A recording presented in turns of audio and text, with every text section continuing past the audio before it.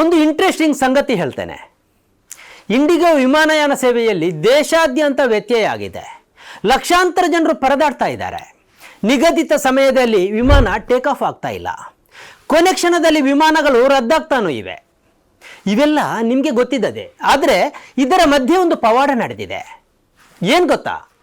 ಗೋವಾದ ನೈಟ್ ಕ್ಲಬ್ನಲ್ಲಿ ಬೆಂಕಿ ಅನಾಹುತವಾಗಿ 25 ಮಂದಿ ಸಾವಿಗೀಡಾದ್ರಲ್ಲ, ಅದಕ್ಕೆ ಕಾರಣರಾದ ಮಾಲೀಕರಾದ ಸೌರಭ್ ಲೂತ್ರಾ ಮತ್ತು ಗೌರವ್ ಲೂತ್ರಾ ಎಂಬ ಇಬ್ಬರು ಇದೇ ಇಂಡಿಗೋ ವಿಮಾನದಲ್ಲಿ ದೇಶದಿಂದ ಪರಾರಿಯಾಗಿದ್ದಾರೆ.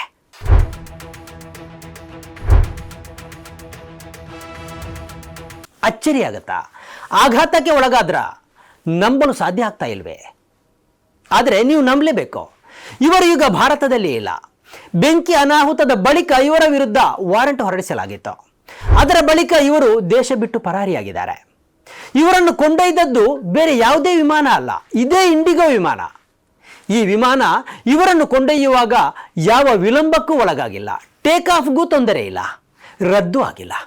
तो आपको ये बताया मैंने कि उनकी एलओसी खोल दी गई है और वो लोग इंडिया में नहीं हैं और हम लोग सीबीआई और इंटरपोल की मदद से उनको वापस लाने की पूरी कोशिश कर रहे हैं. No, they were not in Goa on the incident.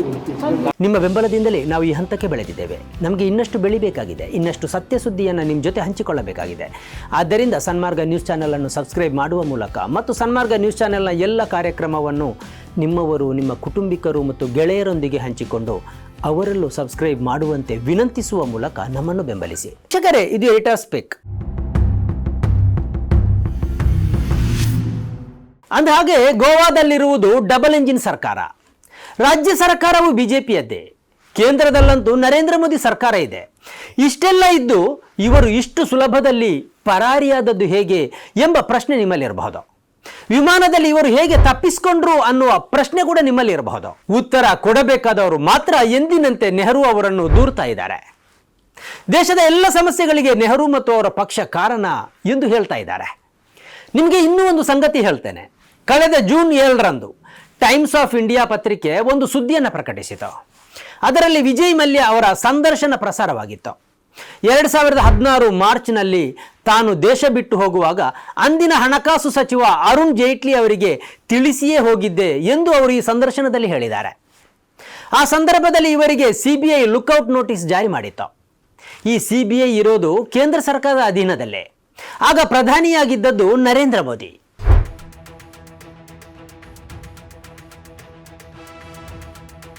ಹಾಗೆ ಅಂದು ಲಂಡನ್ನಿಗೆ ಹೋದ ಮಲ್ಯ ಈವರೆಗೂ ದೇಶಕ್ಕೆ ಮರಳಿ ಬಂದಿಲ್ಲ. ಅವರ ಅರೆಸ್ಟ್ ವಾರೆಂಟ್ ಹಾಗೆಯೇ ಉಳಿದಿದೆ. ಅವರು ದೇಶದ ಬ್ಯಾಂಕುಗಳಿಗೆ ಮಾಡಿರುವ ಮೋಸವು ಹಾಗೆಯೇ ಉಳಿದಿದೆ. ಆದರೆ ಇದೇ ಕೇಂದ್ರ ಸರ್ಕಾರದ ನಾಯಕರು ಮತ್ತು ಬೆಂಬಲಿಗರು ಭೋಪಾಲ್ ಅನಿಲ ದುರಂತದ ಹೆಸರಲ್ಲಿ ಕಾಂಗ್ರೆಸ್ ಅನ್ನು ಅಪರಾಧಿ ಸ್ಥಾನದಲ್ಲಿ ನಿಲ್ಲಿಸೋದಿದೆ. 1984ರಲ್ಲಿ ಭೋಪಾಲ್ ಅನಿಲ ದುರಂತವಾದಾಗ ಅದರ ಚೇರ್ಮನ್ ವಾರನ್ ಆಂಡರ್ಸನ್ ಅಮೆರಿಕದಲ್ಲಿದ್ದ. ದುರಂತದ ಸುದ್ದಿ ಕೇಳಿ ಆತ ಭಾರತಕ್ಕೆ ಬರ್ತಾನೆ. ಆಗ ಮಧ್ಯಪ್ರದೇಶದಲ್ಲಿ ಮತ್ತು ಕೇಂದ್ರದಲ್ಲಿ ಕಾಂಗ್ರೆಸ್ ಸರ್ಕಾರ ಇತ್ತು. ಆತನ ಬಂಧನಕ್ಕೆ ದೆಹಲಿಯಲ್ಲಿ ವಾರೆಂಟ್ ಕೂಡ ಹೊರಡಿಸಲಾಗಿತ್ತು. ಆತ ಬಂದ ತಕ್ಷಣ ಹೌಸ್ ಅರೆಸ್ಟ್ ಮಾಡಲಾಗುತ್ತೆ. ಮಾತ್ರ ಅಲ್ಲ, ತಕ್ಷಣ ಆತನಿಗೆ ಜಾಮೀನು ಸಿಗುತ್ತೆ. ಆತ ದೆಹಲಿಗೆ ಬಂದು ಅಲ್ಲಿಂದ ನೇರ ಅಮೆರಿಕಕ್ಕೆ ಓಡಿ ಹೋಗ್ತಾನೆ. ಆದರೆ ವಾರನ್ ಆಂಡರ್ಸನ್ನ ಈ ಪಲಾಯನಕ್ಕೆ ಕಾಂಗ್ರೆಸ್ ಸರ್ಕಾರವೇ ಕಾರಣ ಎಂದು ಈಗಲೂ ಬಿಜೆಪಿ ನಾಯಕರು ಕಾಂಗ್ರೆಸ್ ಅನ್ನು ಕಿಚಾಯಿಸ್ತಾ ಇರ್ತಾರೆ. ಆದರೆ ಇದೇ ಸರ್ಕಾರದ ಅಡಿಯಲ್ಲಿ ಸೌರಭ್ ಲೂತ್ರಾ ಮತ್ತು ಗೌರವ್ ಲೂತ್ರಾ ದೇಶ ಬಿಟ್ಟು ಪರಾರಿ ಆಗ್ತಾರೆ. ಅದು ಎದ್ದೇಳಲು ಸಾಧ್ಯ ಇಲ್ಲ ಎಂದು ಮಲಗಿರುವ ಇಂಡಿಗೋ ವಿಮಾನದಲ್ಲಿ 2016ರಲ್ಲಿ ಹಣಕಾಸು ಸಚಿವರಲ್ಲಿ ಹೇಳಿಯೇ ವಿಜಯ ಮಲ್ಯ ದೇಶದಿಂದ ಪರಾರಿ ಆಗ್ತಾರೆ. ಆದರೆ ಈ ಬಗ್ಗೆ ಯಾವ ಮಾತನ್ನು ಆಡದ ಇವರೆಲ್ಲ 1984ರ ವಾರನ್ ಆಂಡರ್ಸನ್ನ ಪಲಾಯನವನ್ನು ಮಾತ್ರ ತಪ್ಪದೆ ಉಲ್ಲೇಖಿಸ್ತಾ ಇರ್ತಾರೆ. ನಿಜವಾಗಿ ಗೋವಾ ನೈಟ್ ಕ್ಲಬ್ ಅನಧಿಕೃತವಾಗಿತ್ತು. ಅದನ್ನು ಧ್ವಂಸಗೊಳಿಸುವಂತೆ ಪಂಚಾಯತ್ ಆದೇಶ ಕೂಡ ನೀಡಿತ್ತು. ಇದೇ ಕಟ್ಟಡಕ್ಕೆ ಬೆಂಕಿ ಹಿಡಿದಿದೆ. ಇದರ ಪಕ್ಕವೇ 2 ನೈಟ್ ಕ್ಲಬ್ಗಳು ಇದ್ದವು. ಅದರ ಮಾಲೀಕರು ಈ ಲೂತ್ರಾಗಳೇ.